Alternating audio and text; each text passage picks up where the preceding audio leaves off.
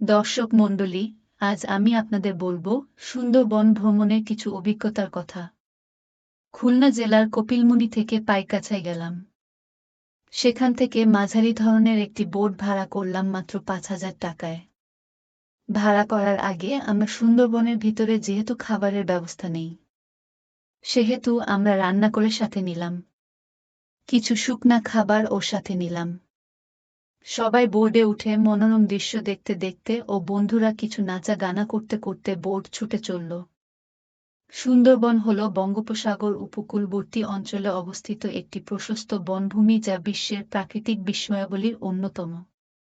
গঙ্গা, মেঘনা ও ব্রহ্মপুত্র নদীত্রয়ের অববাহিকার বদ্বীপ এলাকায় অবস্থিত এই অপরূপ বনভূমি বাংলাদেশের খুলনা, সাতক্ষীরা ও বাগেরহাট জেলা এবং ভারতের পশ্চিমবঙ্গ রাজ্যের ২ জেলা উত্তর ২৪ পরগনা ও দক্ষিণ ২৪ পরগনা জুড়ে বিস্তৃত। সমুদ্র উপকূলবর্তী নোনা পরিবেশের সবচেয়ে বড় ম্যানগ্রোভ বন হিসেবে সুন্দরবন বিশ্বের সর্ববৃহৎ অখণ্ড বনভূমি।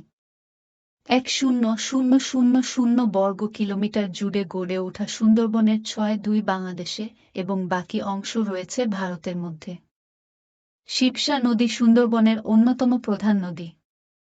মংলাতে পশুর নদী ২টি শাখায় বিভক্ত হয়ে পশ্চিম শাখাটি শিবসা নামে সুন্দরবনের ভিতর দিয়ে প্রবাহিত হয়ে মোহনার কাছে কুঙ্গা নাম ধারণ করে বঙ্গোপসাগরে পড়েছে। শিবসা কুঙ্গার তীরে হিরন পয়েন্ট অবস্থিত। দৈর্ঘ্য প্রায় ১,০০,০০ কিমি। উৎপত্তির পর প্রায় ২৭ কিমি পাইকগাছা উপজেলার ভিতর দিয়ে প্রবাহিত হয়ে অবশিষ্ট পথ পাইকগাছা এবং দাকপ উপজেলার সাধারণ সীমা নির্ধারণ করে প্রবাহিত হয়েছে। শিবসা সুন্দরবনের অভ্যন্তরে পশুর নদীর সঙ্গে মিলিত হয়েছে। শিবসার চলার পথে বাডুলিয়া, হারিয়া, গুনাখালী, গড়খালী, মৈনস, তাকি, বেশেখালী, বাদুরগাছা, ভেলতি, পরুজা গাংরাইল, হরডা, নালিজল এবং আরও কতিপয় ক্ষুদ্র ক্ষুদ্র নদী ও খাল বিভিন্ন দিক থেকে এসে শিবসাকে জোরদার করেছে।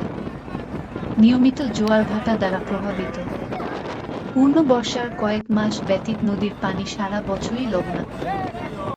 সুন্দরবন বদ্বীপ আকারে অবস্থিত এই অপরূপ বনভূমি সমুদ্র উপকূলবর্তী নোনা পরিবেশের সবচেয়ে বড় ম্যানগ্রোভ বন হিসেবে সুন্দরবন বিশ্বের সর্ববৃহৎ অখণ্ড বনভূমি। দ্বীপমালা। মোট বনভূমির ১,৮৭৪ বর্গ কিলোমিটার জুড়ে রয়েছে নদীনালা, খাড়ি, বিল মিলিয়ে জলাকীর্ণ অঞ্চল। পশুপাখি। রয়্যাল বেঙ্গল টাইগারের জন্য বিখ্যাত এই বনে নানান ধরনের পাখি, চিত্রা হরিণ, বানর, হনুমান, কুমির, নানান নদীতে নানান প্রজাতির মাছ ও সাপ সহ অসংখ্য প্রজাতির প্রাণীর আবাসস্থল রয়েছে। বর্তমানে সুন্দরবনে বাঘের প্রজনন বেড়েছে বলে ধারণা করা হচ্ছে।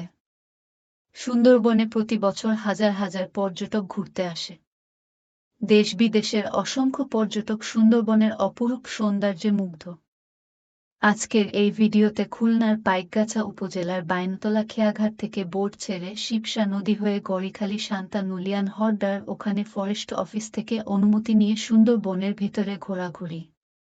সুন্দরবনের বিভিন্ন নদীতে জেলেরা বিভিন্ন পদ্ধতিতে মাছ ধরে। প্রচুর মাছ ধরাও পড়ে। ভেটকি, জাবা, তারিয়াল, লাক্ষা, মেদ, মোচন, কাটকই, দাঁতনে রেখা ট্যাংরা, কাইন চাকা চিংড়ি, গলদা চিংড়ি সহ সব ধরনের মাছ ধরা পড়ে এই সুন্দরবনের বিভিন্ন নদীতে। সব শেষে আমরা খাওয়া দাওয়া সেরে বাড়ি ফিরে এলাম।